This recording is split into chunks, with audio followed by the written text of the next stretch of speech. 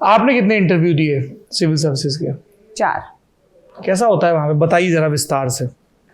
Mock interview या main interview? Main बताइए पहले तो, हमारी तो सच्ची मुच्ची वाले में ज़्यादा दिलचस्पी है, मॉक भी ज़रूरी है तैयारी के लिए। तो मेन इंटरव्यू के अंदर पहला कब दिया? पहला 2014। किसका बोर्ड था?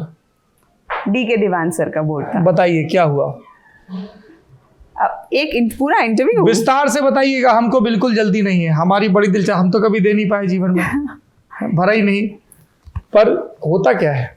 जैसे हम जाते हैं वहाँ पे अपने डॉक्यूमेंट सबमिट करने के बाद एक गोलाकार सा रूम होता है धौलपुर हाउस के अंदर, वहाँ पे जाके अभ्यर्थियों को बिठा दिया जाता है और एक पैनल के अंदर लगभग 6 कैंडिडेट्स होते हैं जो इंटरव्यू देते हैं। तो वो एक टेबल पे उनको बिठा दिया जाता है, चाय कॉफ़ी पानी की सुविधा रहती है और एक एक करके बुलाया जाता है। बिस्किट भी देते हैं चाय के साथ? देते हैं। अब ये मत पूछिएगा कौन सा। नहीं हमें तो इतने में ही अच्छा, वैसे 2 तरीके के रख लेते हैं, अगर आप और डिटेल में जाना ही चाहें तो। हाँ विस्तार से बताइए ताकि लोगों को एकदम सजीव दृश्य हो जाए, जो तैयारी कर रहे हैं ना उनको सब बड़ा मोटिवेट करता है। बिस्किट नहीं, इंटरव्यू। हाँ नहीं, उस वक्त तो बिस्किट भी बहुत बड़ा मोटिवेशन है। ओके। तो एक एक करके कैंडिडेट को बुलाया जाता है और जब इंटरव्यू के मेन रूम में जाते हैं वहाँ पे एक व्यक्ति जो असिस्ट करता है वो गेट खोलता है और उसके बाद कैंडिडेट अंदर एंटर करता है।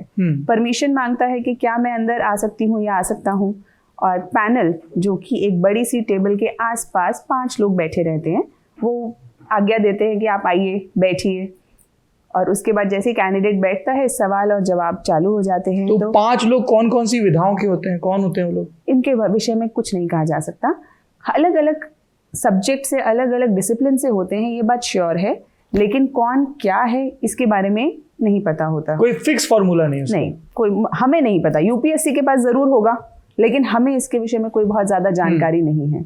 हमें जितना पता है वो इतना पता है कि जो उस पैनल के जो चेयरमैन होते हैं उसकी इंफॉर्मेशन लगभग लोगों को पता होती है कि जो, क्योंकि वो यूपीएससी के मेंबर्स रहते हैं। या तो वो यूपीएससी के चेयरमैन होंगे या मेंबर होंगे, जो चेयरमैन ऑफ द पैनल होते हैं। Chairman of the panel. लेकिन जो मेंबर्स होते हैं उनके विषय में पता नहीं होता। कोई प्रोफेसर हो सकता है या किसी विषय का जानकार, साइकोलॉजिस्ट हो सकते हैं, प्रोफेसर हो सकते हैं, ब्यूरोक्रेट्स हो सकते हैं, कोई भी हो सकता है।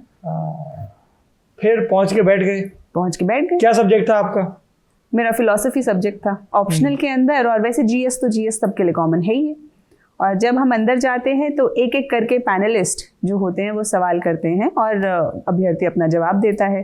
लगभग 6 से 7 सवाल एक मेंबर पूछता है। शुरुआत चेयरमैन करते हैं और उसके बाद सब खत्म होने के बाद, चारों पैनलिस्ट के सवाल खत्म होने के बाद, चेयरमैन फिर से अंत में कुछ सवाल पूछते हैं जो उन्हें लगता है कि नहीं पूछे गए या उन्हें पूछे जाना चाहिए, वो पूछते हैं और उसके बाद वो कैंडिडेट को जाने के लिए कह देते हैं। बड़ी धुक होती होगी, पानी वानी रखा रहता है आसपास? रखा रहता है, लेकिन होश कैसे होता है पानी पीने का। तो कोई ऊटपटांग सवाल ही पूछे जाते हैं जैसे हम लोग किताबों में पढ़ते हैं? अक्सर नहीं पूछे जाते, पर ऐसा है ना कि जो एक्सेप्शंस होती हैं वो ज़्यादा फेमस हो जाती हैं। तो वही वाली स्थिति है कि देखिए अटपटे सवाल सिर्फ तब पूछे जाते हैं या तो कैंडिडेट ने सारे सवालों के जवाब दे दिए, अब लग रहा है कि अब इससे क्या पूछें, और तो उसकी एक प्रेजेंस ऑफ माइंड को चेक करने के लिए कह लेते हैं कि चलिए अब ये बता दो कि अंडा पहले आया या मुर्गी पहले आई। इस तरह के सवाल पूछते हैं। अब सारे सवाल के जवाब दे दिए, अब देखना है कि कहीं फंस तो नहीं रहा बच्चा, तो उससे पूछ लिया ये सवाल। और अगर किसी बच्चे ने बिल्कुल ही कोई जवाब नहीं दिए, जिससे कोई आशा सी नहीं लग रही है, तो कब लगता है समय कैसे पास करें, तो चलो कुछ एंटरटेनमेंट कर लेते हैं, तो तब ऐसे आते हैं। वरना अक्सर अभ्यर्थियों के सामने बड़े ही सुलझे हुए और गहरे सवाल पूछे जाते हैं ताकि ये जज किया जा सके कि वो इन प्रतिष्ठित सर्विसेज के लिए लायक है या नहीं। और बहस को एनकरेज किया जाता है। मान लीजिए आप बोर्ड की मेंबर हैं और आपने कहा साहब ऐसे नहीं ऐसा होता, मैं कह रहा हूँ नहीं मैं आपसे तो डिसएग्री करता हूँ और ये मेरे रीजंस हैं, डू दे एनकरेज दिस? क्या ये होता है कि हाँ में हाँ मिलाओ, या बहुत नहीं? डिस्करेजमेंट, जैसे डिसअग्रीमेंट जिसे हम बोलेंगे कि डिसअग्री करने का भी एक तरीका होता है। अगर आप रीजन्ड साउंड आर्ग्यूमेंट्स के बेसिस पे डिसअग्री कर रहे हैं तो बिल्कुल जायज़ सी बात है, बल्कि पैनल चाहेगा, क्योंकि जो ब्यूरोक्रेट है उससे भी हमारी ये आशा रहती है कि अगर वो सही सलाह दे पॉलिटिकल लीडर्स को, जो भी पॉलिसी बना रहे हैं उसमें सही सलाह दे, और सही सलाह देने के लिए करेज चाहिए, तो उतना करेजियस कैंडिडेट तो वो चाहते हैं कि उनको मिले। तो अगर कोई पॉइंट है जिस पे अगर रीजंस के साथ, सही आर्ग्यूमेंट्स के साथ अगर कैंडिडेट डिफर कर रहा है, तो वो इस बात को पॉजिटिव वे में लेते हैं। लेकिन बहस के लिए बहस करना वो थोड़ा सा डिसएडवांटेज की तरफ ले जाता है कैंडिडेट को।